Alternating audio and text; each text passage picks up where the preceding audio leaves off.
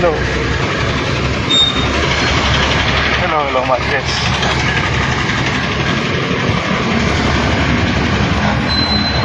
Magandang umaga po sa inyong lahat. Minamahal na mga kaibigan, mga anak. Andito na naman ako. It's Monday again. Ano po, nais ko po kayong ipanalangin para sa buong linggo. Dakilang Diyos, makapangyarihan sa lahat, lumalang ng langit at lupa. Ikaw po nagbibigay sa amin ng buhay, ng kalakasan. Salamat po, nagising pa po kami ng maluwalhati. Ama, dalangin ko po ang lahat ng nandito ngayon kasama ng kanilang pamilya. Pagpapalain mo po sila sa buong linggo, pagtatrabaho, pag-aaral. Mararanasan po nila your great faithfulness, O Lord. Tapat ka po sa aming mga buhay. Mahal na mahal mo po ang bawat isa po sa amin. Pagpalain mo po ang bawat isa na nandito. Ama, dalangin ko po ang lahat ng ito sa aking pinakamamahal, nagpakasakit sa krus, ipinapangaral ang iyong kaisa-isang anak, ang aming Panginoong Jesucristo. Amen. Kumusta po kayong lahat? Alam po ninyo, alam po ng Diyos ang nasa puso po natin ngayon. At alam po ng Panginoon ang ating pong dinadala.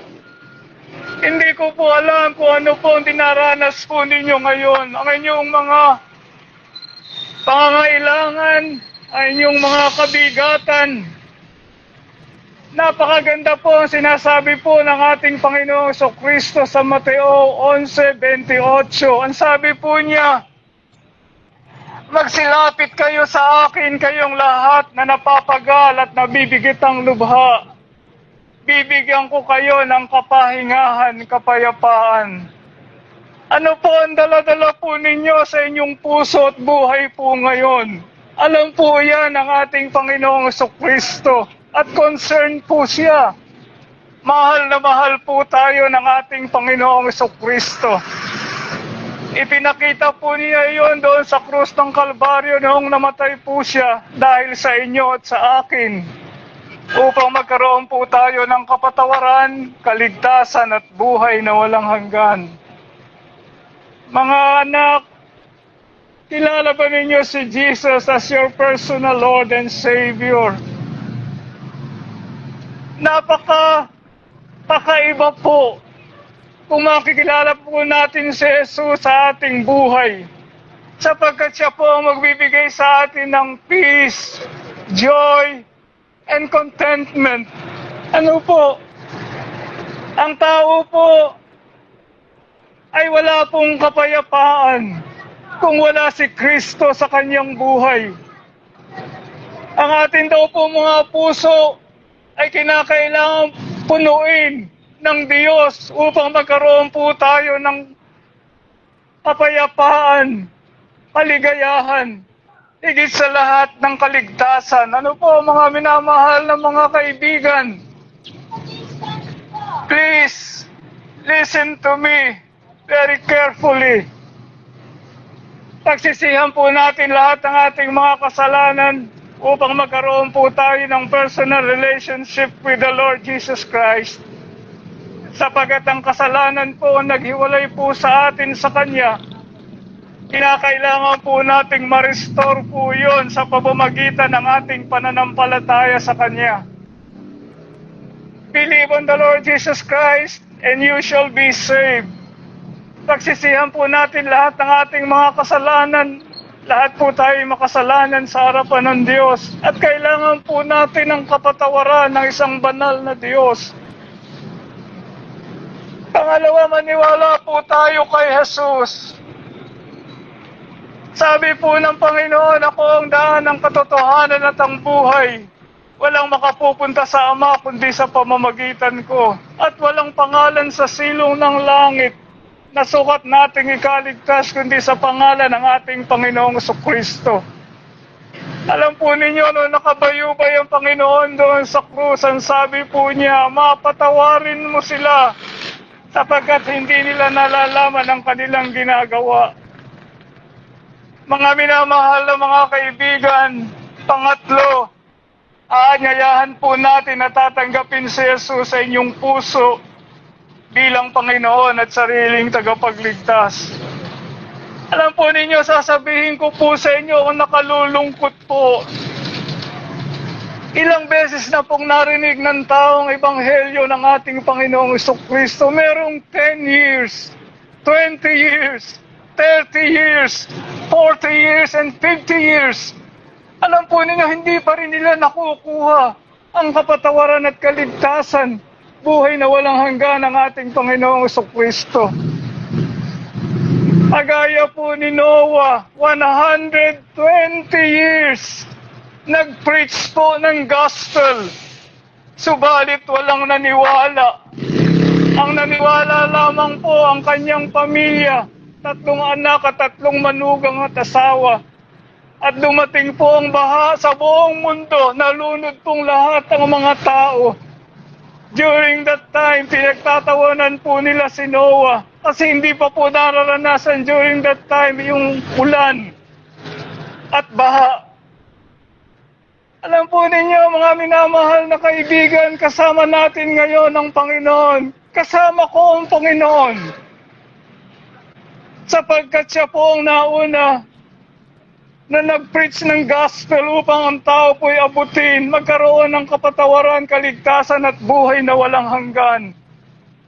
Huwag po kayong masama doon sa pupunta sa impyerno. Sinasabi ko po ito ng diretsahan sapagkat mahal ko po kayong lahat.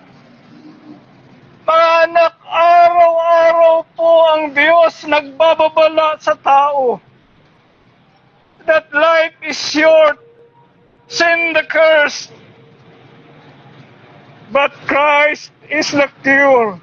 Ano po, meron tayong pag-asa. Nandito po ako sapagkat meron akong dalang pag-asa po sa inyo. Ang mensahe po ng kapatawaran, kaligtasan at buhay na walang hanggan dulot ng ating Panginoong Jesucristo. Hindi po sekta o relihiyon, ano po. Hindi po tayo maidiligtas ng sekta at relihiyon, anumang pangalan. Ang Panginoong Jesucristo po ay nagpakasakit sa krus, hindi para gawing relihiyon at sekta at pag-away-awayan. Ano po, mga minamahal na kaibigan? Siya po ay nanaog, nagpakasakit sa krus dahil po sa inyong kasalanan. Naririnig po ba ninyo ko? Dahil po sa inyong kasalanan at kasalanan ko, upang magkaroon po tayo ng kapatawaran, kaligtasan at buhay na walang hanggan. Reject the Lord and you will go to hell. But receive the Lord, you will go to heaven. Please, believe on the Lord Jesus Christ and you shall be saved. Yan po ang sabi ng Bible. Now I'm going to pray the prayer of acceptance.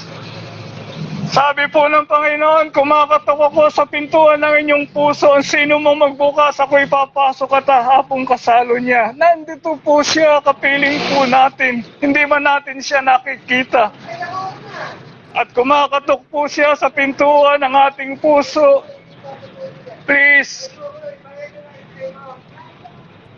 receive the Lord in your heart as your personal Lord and Savior. Mananalangin na po ako. Mga anak, nagsusumamo po ngayon ang ating Panginoong Jesucristo sa inyo.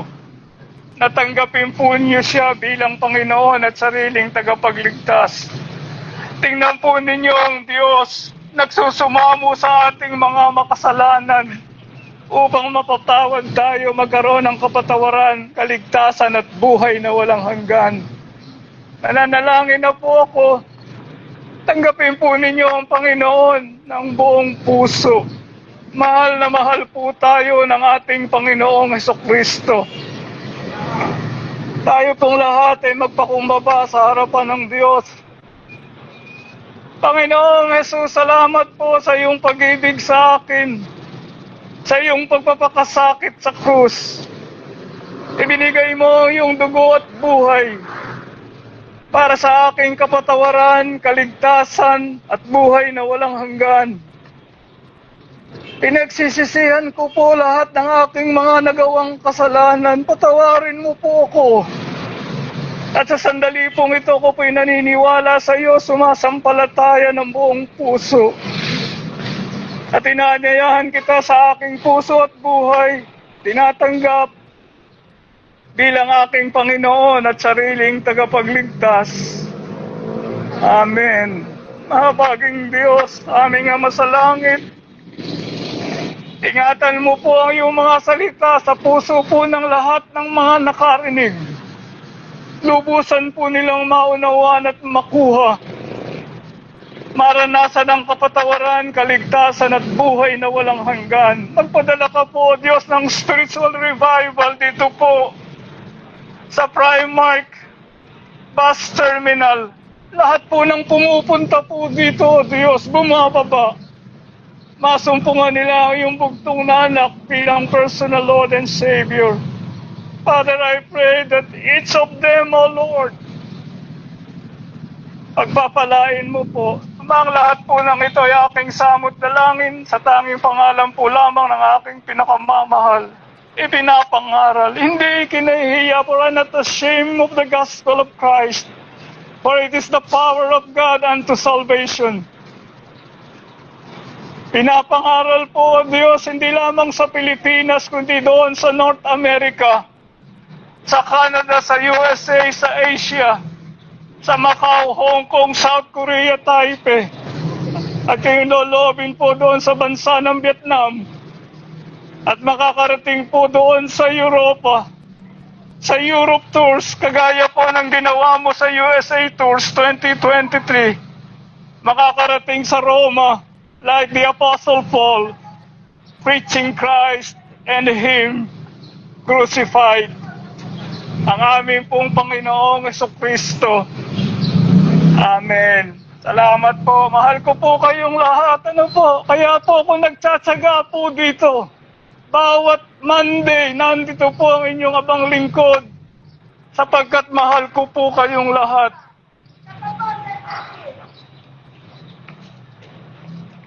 And for sure, you will remember me when you reach your destination after you die. Please remember me in heaven, not in hell. Believe on the Lord Jesus Christ and you shall be saved. Ano po, yun po ang mensahe po na inyong matandang preacher. Maniwala po kayo sa ating Panginoong Jesucristo, sapagkat pag hindi po naniwala ang tao, pag namatay po, diretso sa impyerno. Yan po ang sinasabi po ng Diyos. Maniwala po kayo sa lumalang sa atin, lumikha sa atin, nagbigay ng buhay.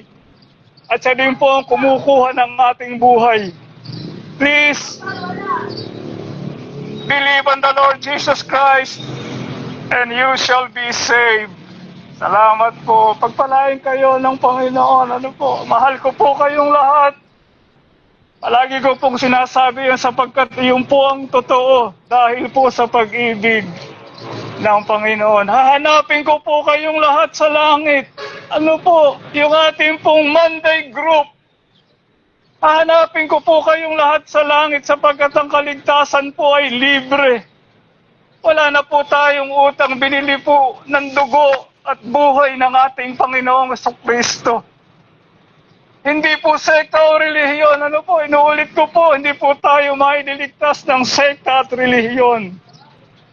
Ang ating Panginoong Jesucristo po lamang. Salamat po, mahal ko po kayong lahat.